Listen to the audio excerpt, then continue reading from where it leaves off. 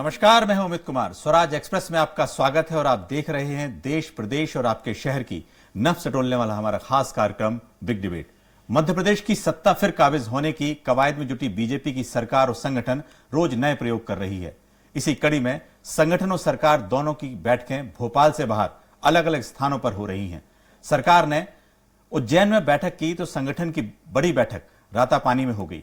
इसमें सीमित लोग बुलाए गए, लेकिन एक बड़ी बैठक मांडू में बुला ली गई। बीजेपी भले ही इसे अभ्यास वर्ग जैसे नाम देकर इसे सामान्य प्रक्रिया बता रही है, लेकिन इससे पार्टी विपक्ष के निशाने पर है। कांग्रेस बीजेपी पर पर्यटन का आरोप लगा रही है। ऐसे में सवाल यह है कि बड़े नेताओं की क्लास से क्या जमीनी स्तर पर असर दिखेगा। आज चर्चा इसी मुद्दे को लेकर है। इस पर चर्चा के लिए हमारे साथ मेहमानों का एक खास पैनल मौजूद है। इस पर ज्यादा चर्चा के लिए मौजूद हैं बीजेपी की सह मीडिया प्रभारी आशीष तिवारी जी, कांग्रेस प्रवक्ता सिद्धार्थ राजावत जी और वरिष्ठ पत्रकार आशीष दुबे जी। आपका बहुत बहुत स्वागत है, सभी का बहुत बहुत स्वागत है। शुरुआत करते हैं आशीष जी। सवाल सीधा जो कांग्रेस ने उठाया है कि आशीष तिवारी जी, सवाल जो कांग्रेस ने उठाया है कि भाई पर्यटन हो रहा है, मांडू में हो रही है, इससे रातापानी में हुई बैठक हुई, बड़ी बैठक हुई और सरकार भी जो है कहीं पचमढ़ी जा रही है तो कहीं उज्जैन में बैठकें कर रही है। जी आशीष जी, आशीष तिवारी जी, आशीष तिवारी जी, आपको आवाज आ रही है? चलिए सिद्धार्थ जी, आपने देखा भी किस तरह से बीजेपी का 3 दिन का जो अभ्यास वर्ग के नाम पे सब कुछ हो रहा है, क्या पहली प्रतिक्रिया है? देखिए ये 3 दिन का जो इनका जो प्रशिक्षण शिविर चल रहा है, यह पहली बार नहीं चल रहा है। हम विगत 18 साल से इनका यही देख रहे हैं। जब जब चुनाव करीब आता है तो कभी उज्जैन पहुंच जाते हैं, कभी हनुमंतिया पहुंच जाते हैं। अब मैं ये पूछना चाहता हूं भारतीय जनता पार्टी से और भारतीय जनता पार्टी के जो वरिष्ठ नेता हैं उनसे कि विगत 18 वर्ष से क्या आप प्रशिक्षित नहीं कर पाए इन लोगों को? क्या विगत 18 वर्ष से आपके जो कार्यकर्ता थे ये क्या रेत लूट में लगे थे? जो आप देख रहे हैं रेत माफिया पनप रहे हैं, ये लोग पैसा कमाने में लगे थे। अब उनको जाके आप संस्कृति और उनको एक संस्कारवान बनाना चाहते हैं, और अभी ही क्यों बनाना चाहते हो? दूसरी बात, इसके अगर अलहदे आप जाएं तो आप देखिएगा किस प्रकार से भारतीय जनता पार्टी जो जनता द्वारा जो टैक्स है, उसका जो पैसा है, जो सरकार का पैसा, उससे किस प्रकार से पर्यटन कर रही है। अरे आपका श्यामा प्रसाद मुखर्जी जो भवन है इतना भव्य बना हुआ है, आप उधर करिए। जो भी मंथन करना है, आपको चिंतन करना है, इसमें करिए। कम से कम कुछ पैसा तो बचेगा। 3 लाख से ज्यादा का कर्जा है हमारे पास, 3 लाख करीब, लगभग 3 लाख के करीब। आप उस कर्जे को कम करने की बजाय आप अपने ऐशो आराम, उसमें भी आपने दिखाया कि उसके बाद वो भ्रमण पे निकले हैं मांडू में सारे कार्यकर्ताओं को लेके। तो आप एक तरफ चिंतन मंथन की भी बात कर रहे हो और एक तरफ आप पर्यटन भी कर रहे हैं और आप जनता को गुमराह कर रहे हैं। तो कांग्रेस पार्टी इसकी घोर निंदा करती है और कहीं ना कहीं इसमें मुख्यमंत्री जी को संज्ञान लेते हुए इस देश की जो जनता है और प्रदेश की जो जनता है और जो त्राहिमाम कर रही है, सर्वप्रथम उनका संज्ञान ले। उनकी जो समस्या है। जी, आपने कहा मुख्यमंत्री को संज्ञान लेना चाहिए। मुख्यमंत्री को शामिल थे इस बैठक में और देखा गया कि बीजेपी के वरिष्ठ नेता भी थे। आशीष तिवारी जी, आपको आवाज आ रही है? जी जी, यह है कि जिस तरह से जो बैठक का दौर शुरू हुआ है मध्य प्रदेश में, संगठन का इसके पहले रातापानी में हुआ था। यह आरोप है कांग्रेस का कि भाई आप लोग पर्यटन कर रहे हैं, बैठकें तो भोपाल में भी की जा सकती हैं। देखिए, कांग्रेस के पास आज कोई बोलने के लिए कोई विषय नहीं बचा। अगर हम कुछ भी करते हैं, हम अपने परिवार के साथ बैठते हैं तो भी कांग्रेस को आपत्ति होती है। मैं ये पूछना चाहता हूं कांग्रेस के प्रवक्ता से कि भारतीय जनता पार्टी यदि बैठकें कर रही है तो इसमें आपको आपत्ति किस बात की है? क्योंकि ये तो हमारा विषय है, पहली चीज। दूसरी बात मैं ये पूछना चाह रहा हूं कि भारतीय जनता पार्टी में जो बैठकें हैं वो सतत प्रक्रिया के अंतर्गत है, जो सतत रूप से होती है। हम भोपाल भी करते हैं, हम इंदौर भी करते हैं, हम उज्जैन भी करते हैं, हम पन्ना भी करेंगे, हम खजुराहो भी करेंगे, हम यहां से जाके हमारे मध्य प्रदेश के जो अन्य जिले हैं उनमें जाके करेंगे, जबलपुर भी करेंगे, जहां भी करेंगे। ये तो भारतीय जनता पार्टी का स्थान तय करने का कार्यकर्ता संगठन का निर्णय है कि कहां से कार्यकर्ताओं को सुगमता पूर्वक बैठक हो सकती है, एक चीज। दूसरी चीज, भारतीय जनता पार्टी सतत रूप से बैठकें आयोजित करती है। प्रत्येक बैठक का एक मूल एजेंडा होता है जिस पर उसमें चर्चा होती है। और रही बात अभी वर्तमान में प्रशिक्षण की, तो मैं प्रशिक्षण के बारे में बताना चाहता हूं कि भारतीय जनता पार्टी में कार्यकर्ता सतत रूप से सीखता रहता है। और यही कारण है कि भारतीय जनता पार्टी का कार्यकर्ता कांग्रेस और अन्य राजनीतिक दलों की तुलना में परिपक्व और बुद्धिमान होता है और राष्ट्र के लिए समर्पित भाव से काम करने वाला होता है। आपने बात रखी कि भाई ठीक है, आपका घर का मामला है और पार्टी के अंदर की बात है, जहां चाहे वहां आप कर सकते हैं, सरकार आपकी। आशीष दुबे जी राजनीतिक विश्लेषक है, उनसे बात करते हैं कि आशीष जी ये बताएं कि जिस तरह से एक बात अभी चर्चा के दौरान आई कि 3 लाख करोड़ का कर्ज है, वो सरकार, जाहिर है खर्च जो होता है वो कहीं ना कहीं से सबको मालूम है खर्च कैसे उठाया जाता है, जनता का पैसा होता है और कैसे खर्च उठाया जाता है। तो आपको लगता है कि इस तरह से लगातार जो बैठकें होती हैं, क्या इस तरह के जस्टिफाई कर सकते हैं? देखिए, संगठन के नाते, किसी पार्टी के संगठन के नाते ये बैठकें और इस तरह के जो ये राजनीतिक जो एक इसको कर्मकांड भी कह लें तो होते हैं, तो वो उस मायने में ठीक है, इसलिए क्योंकि जिस क्षेत्र में बीजेपी की बैठक हो रही है वो बीजेपी के लिए सबसे कमजोर साबित हुआ है पिछले चुनाव में।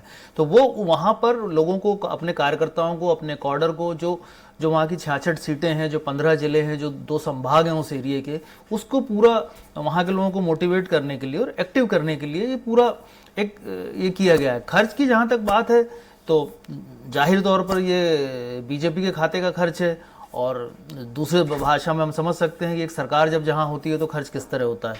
लेकिन आप ये देखिए कि इस तरह की बैठकों से बीजेपी की पुरानी एक्सरसाइज का तरीका है, और इस तरह की बैठकें भोपाल में होती तो वो शायद उतना इम्पैक्ट नहीं डालती जितना वो उनके कॉर्डर को वहां पे डालेगी। तो बीजेपी इस तरह से काम करती है, इस तरह के प्रयोग करती है। और राजनीतिक तौर पर अगर कर्ज और आर्थिक स्थितियों के नाते देखा जाए तो एक अलग रिएक्शन बनता है, लेकिन राजनीतिक तौर पर यह सही होता है, क्योंकि अगर पिछले चुनाव में बीजेपी का रिजल्ट बिगड़ा था तो इन 66 सीटों का योगदान था, जिसमें से 38 सीटें कांग्रेस के खाते में चली गई थी। और इसके पहले रिजल्ट बिल्कुल उल्टा था, बीजेपी को 57 सीटें वहां मिली थी 2013 में। तो ये चीजें हैं। तो बीजेपी, कांग्रेस को जो गेन हुआ है वो महाकौशल में हुआ है, जहां उसकी प्लस में सीटें रही हैं, और मालवा में हुआ है, निमाड़ में हुआ है। तो बीजेपी इन दोनों चीजों को कोशिश करेगी कि इनको, ये जो गड्ढा बना था उसको भरने की। महाकौशल और मालवा में जो जिस तरह गड्ढा उसको भरने की कवायद की जा रही है। एक सवाल ये है सिद्धार्थ जी से कि ठीक है, बीजेपी अपना काम कर रही है, कहीं खर्च हो रहा है, कुछ हो रहा है, सवाल ये है कि कांग्रेस निपटेगी कैसे? आपको जो आरोप है बीजेपी का कि भाई ये सोशल मीडिया से ही बाहर नहीं आ पा रहे हैं। देखिए, अभी भी जैसा आशीष जी ने बोला, भारतीय जनता पार्टी के जो प्रवक्ता हैं, कि हम उज्जैन भी करेंगे, हम इंदौर भी करेंगे, सब जगह करेंगे, तो मैं उसमें एक आपत्ति लगाना चाहता हूँ। जिस समय पे माननीय कमलनाथ जी मुख्यमंत्री थे और हमारी एक कार्यकर्ताओं की और सारे विधायकों की एक मीटिंग और ऑर्गेनाइज की गई थी अपना खजुराहो में जी।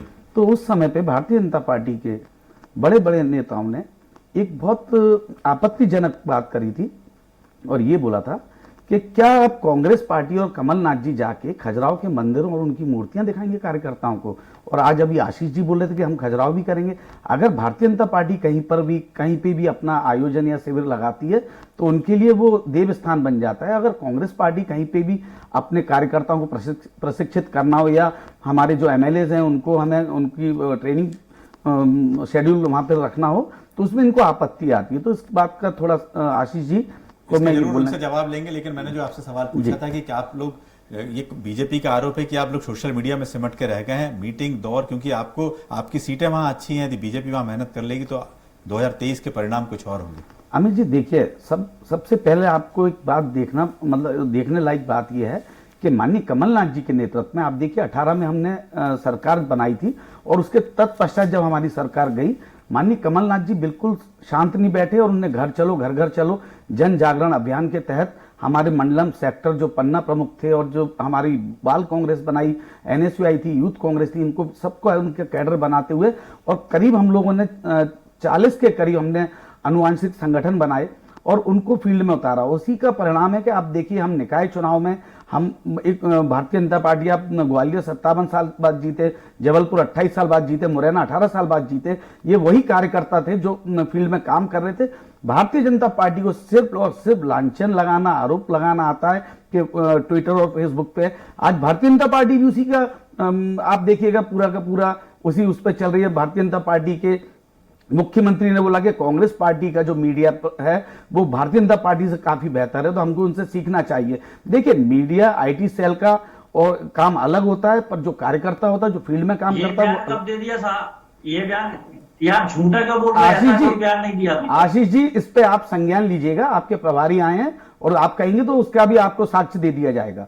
आप इसका थोड़ा संज्ञान लीजिएगा। और बगल में वरिष्ठ पत्रकार साहब, बातें बोली, वरिष्ठ पत्रकार साहब बैठे हैं, आशीष जी बैठे एक हैं, बात आपने शायद वो बोली, बता देंगे इस ठीक बात है। को। आप देखिए, मैं आपके बीच में नहीं जी, बोला, मेरी जी। बात खत्म होने के बाद। चलिए, और सबसे बड़ी बात अमित जी ये है कि जैसे जैसे यात्रा मध्य प्रदेश के करीब आती जा रही है राहुल गांधी जी की, और वैसे वैसे भारतीय जनता पार्टी की चिंताएं बढ़ती जा रही हैं, और उनके साफ दिख रहा है, उनकी माथे की लकीरें हैं वो खींचती चली जा रही हैं कि कहीं ना कहीं 23 के चुनाव में राहुल जी जैसे ही मध्य प्रदेश में एंटर करेंगे, कार्यकर्ता एकजुट होकर उनका पलकें बिछाए इंतजार कर रहा है। आप देखिए, जन सैलाब भीड़ उमड़ रही है, और कहीं ना कहीं इसमें चिंतन की बात भारतीय जनता पार्टी को अवश्य है। जी बिल्कुल। आशीष तिवारी जी, जिस तरह का ये कह रहे हैं कि भाई जैसे ही राहुल गांधी की यात्रा अगले महीने आने वाली है, यहां तो सड़कों पे बिल्कुल कांग्रेस दिखाई देगी, और आपने जो आरोप लगाए थे कि आप जहां बैठक करते हैं, जब कांग्रेस वहां करती है बैठक, तो आप उस पर आरोप लगाते हैं। जी देखिए, कांग्रेस ने बैठकें कभी की नहीं। कांग्रेस तो केवल ट्विटर, फेसबुक, व्हाट्सएप से बाहर निकल के नहीं आ पाई। जनता के बीच में उनके कार्यकर्ता नहीं जा पाते हैं। और बात राहुल गांधी जी की यात्रा की, तो मैं उस पर भी ये कहूंगा कि कांग्रेस जोड़ने के लिए यात्रा निकाल रहे हैं, तोड़ने के लिए। आज स्थिति ये है कि कांग्रेस के बड़े बड़े दिग्गज नेता उनको छोड़ के जा रहे हैं। अभी वो कह रहे थे कि हमारी मध्य प्रदेश में स्थिति मजबूत हो रही है। आप पार्षदों की स्थिति देखिए ना, नगरीय निकाय चुनाव के जो परिणाम आए, उनमें सबसे अधिक निर्विरोध रूप से जीतने वाले पार्षद भारतीय जनता पार्टी के थे।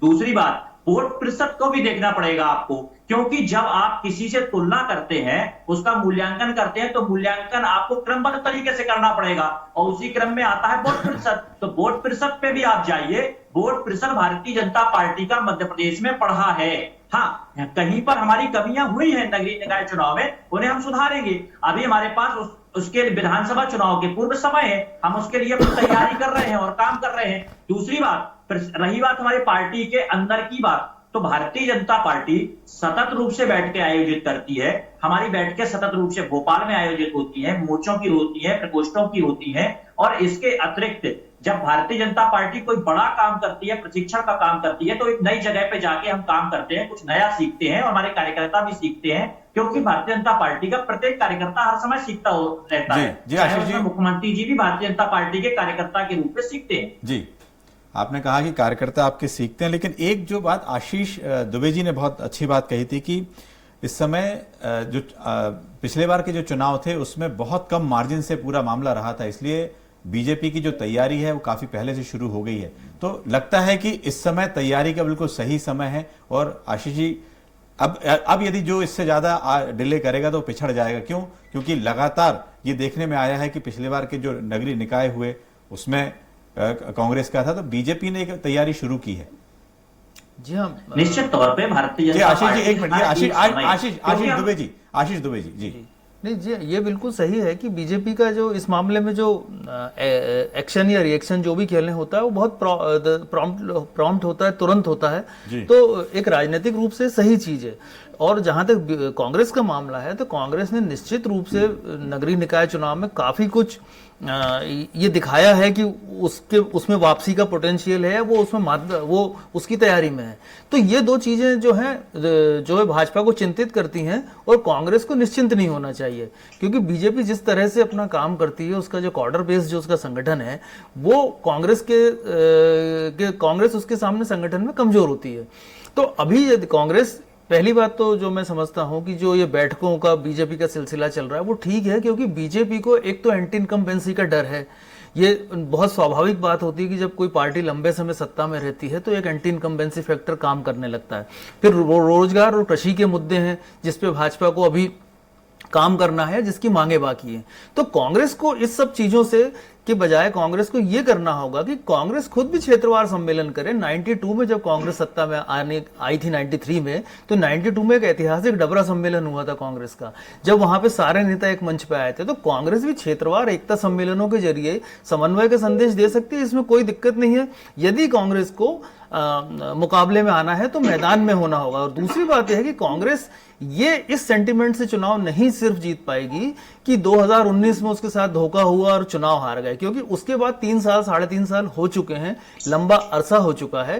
कांग्रेस को अपने नए विजन के साथ संगठन को खड़ा करके लोगों के बीच जाना होगा। जी बिल्कुल ठीक कहा आपने, नए विजन के साथ आना होगा। सिद्धार्थ जी, ये बात है कि यदि आप ये सोच रहे हैं कि बीजेपी को वोट नहीं मिलेगा तो कांग्रेस को मिल जाएगा, ये आधार बिल्कुल ठीक नहीं है, क्योंकि आपकी तैयारी यदि जिला स्तर पे कम से कम दिखनी चाहिए पूरी। देखिए अमित जी, मैं पूर्व में भी बोल चुका हूं कि माननीय कमलनाथ जी जिस समय पे सत्ता से हम लोग बाहर गए थे, उसके तुरंत बाद ही वो 1 महीने बाद ही वो एक्टिव हो गए थे, और उन्होंने जो मीटिंगें और जो सभाएं लेना शुरू की थी, आप देखिए चंबल क्षेत्र में माननीय गोविंद सिंह जी को पूरा उसका प्रभार सौंपा गया था, राहुल भैया को पूरा बिंद दिया था, और अरुण यादव जी को अभी आप देखिएगा किस प्रकार से उन्होंने मालवा और महाकौशल में काम किया। तो पूरी एक टीम बना दी गई है और उनको डिवाइड कर दिया वो सारे सबको एक टीम के रूप में कि आपको ये पूरे क्षेत्र देखने हैं, और उसकी पूरी मॉनिटरिंग प्रॉपर माननीय कमलनाथ जी कर रहे हैं। और आप आने वाले समय में देखिए संगठन के अंदर भी और पार्टी के अंदर भी बहुत बड़ा विस्तार लेकर आने वाले हैं कमलनाथ जी, और कार्यकर्ताओं के अंदर एक नई ऊर्जा और एक नई टीम खड़ी करने वाले हैं संपूर्ण मध्य प्रदेश के अंदर। जी, जैसे बीजेपी ने अभी एक और आरोप लगाया था, आशीष जी ने कहा कि भाई कांग्रेस जो यात्रा जो कर रहे हैं, पहले आपको अपने नेताओं को जोड़ना होगा। देखिए ये हमारे शीर्ष नेतृत्व में पहले भी बोल दिया है, जिसको पार्टी से जाना है वो जाए। हम कांग्रेस एक संगठन है, एक विचारधारा है, जो विचारधारा को छोड़ के जाना चाहता है वो जाए। हम अपने संगठन को मजबूत करने के लिए निकले हैं। राहुल गांधी जी का एक ही उद्देश्य है कि हम जो देश की समस्या है, जो युवा बेरोजगार है, हम उनकी बात लेकर जनता की मुझे ऐसा लगता है कांग्रेस को यह भी बताना पड़ेगा कि इतने बड़े बड़े नेता क्यों छोड़ रहे हैं, जिनने पार्टी के लिए काम किया है। आशीष जी, शायद आपको मालूम नहीं है, मैं आपको बता दूं कि हेगड़ेवार जी भी कांग्रेस पार्टी से ही गए थे, जिन्होंने जाके आपका जो दल आज जिसमें आप काम कर रहे हैं, हेगड़ेवार जी भी किसी समय में सेवा दल में थे।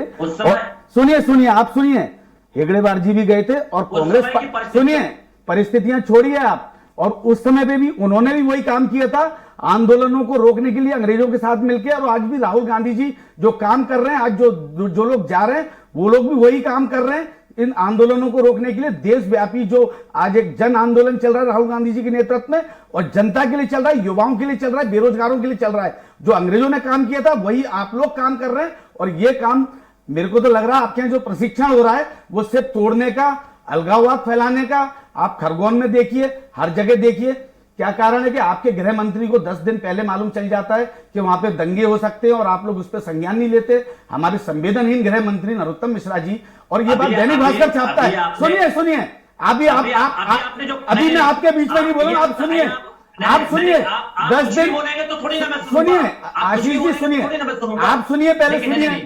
10 दिन पहले ये खबर, एक मिनट, आपकी इंटेलिजेंस फेलियर होता है, दैनिक भास्कर छापता है।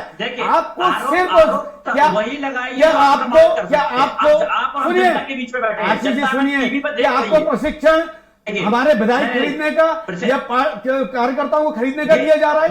ये आप ये बात बोल रहे पार्टी छोड़ के जाने की? इस प्रकार की बात आप चैनल पर नहीं कर सकते। क्यों नहीं कर सकते? जब आप हमारे 28 विधायक खरीद सकते हैं 35 करोड़ में, और आप चुनी हुई सरकार को गिरा सकते हैं, तो मैं क्यों नहीं कर सकता हूँ? क्यों नहीं कर सकता हूँ? आप कांग्रेस के पास आशीष जी, लोकतंत्र की हत्या करके आप बैठे हैं, लोकतंत्र की हत्या करके आप बैठे हैं सत्ता में आपने पीठ में छुरा घोंपा है, जनता की पीठ में छुरा घोंपा है आपने, जनता की पीठ में छुरा। पहले आपको सोचना आप सुनिए पहले, ये तरीका नहीं होता। क्या तरीका होता है बताइए? आपको प्रशिक्षण कायका दिया जा रहा है, आपको प्रशिक्षण कायका दिया जा रहा है। आप 18 साल से सत्ता में हैं, 18 साल से आप लोग प्रशिक्षित हुए, आप 18 साल से प्रशिक्षित हुए, 18 साल से रेत लूट रहे थे आप, ई टेंडरिंग कर रहे थे, व्यापक घोटाला कर रहे थे, 80 लोगों 80 मासूम बच्चे मर गए, उनकी कभी आपने बात करी? 18 साल से आपने 80 मासूम लोग मरे व्यापक में, आपने उनकी बात करी क्या? 80 मासूमों की बात की आपके राज्य में? मध्य प्रदेश के अंदर सुनिए, एनसीआरबी की रिपोर्ट है, 13,000 बच्चियां गायब हैं, 7,832 बच्चे नाबालिग हैं जो कि आदिवासी हैं। चलिए सिद्धार्थ जी, प्रशिक्षण दिया 287 आशीष जी, सिद्धार्थ जी एक मिनट, एक मिनट, चलिए आप लोग पोषण घोटाला जो हमारी बहस से हम लोग बहुत ज्यादा भटक रहे हैं।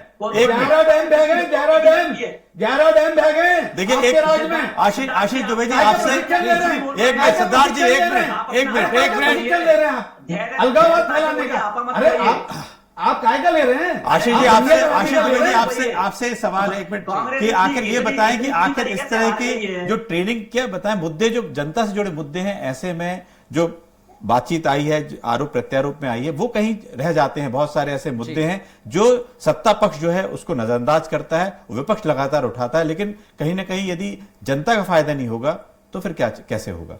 नहीं, सही बात है। देखिए, विपक्ष को बहुत रचनात्मक तरीके से और बहुत गंभीरता के साथ ये बात जनता के सामने रखनी होगी, और अगर उसे बीजेपी को से आगे निकलना है तो उसको ये बातें पूरे वो भरोसा जो है जनता के बीच में बैठाना होगा, क्योंकि सत्ता के साथ जो है बहुत बड़ा तंत्र काम करता है। ऐसे वक्त में विपक्ष के लिए बहुत मुश्किल हो जाता है कि अपनी चीजों को समझाए, और ऐसे जगहों पे जहां पर 18 साल से एक पार्टी शासन कर रही है। तो इसलिए जो है ये जो अगला जो चुनाव है उसमें एक तो संगठन की कसावट दोनों के लिए ही जरूरी है, क्योंकि बीजेपी के लिए भी अपने खतरे हैं जो मैंने बताया, कांग्रेस के लिए अपनी जरूरतें हैं जो बहुत जरूरी हैं। तो अगर ये इस मामले में कांग्रेस ज्यादा स्पष्ट विजन के साथ सामने जाएगी तो ठीक है, क्योंकि पूरा जो चुनाव है, ये पिछला चुनाव 1% वोट से पूरा खेल हार जीत का बना था। तो ये जो 1-1.5% वोट का जो अंतर है, अगर ये इसको पाटने के साथ अगला जो गेन करने की रणनीति पे जो काम होगा, जिस पे भाजपा कर रही है,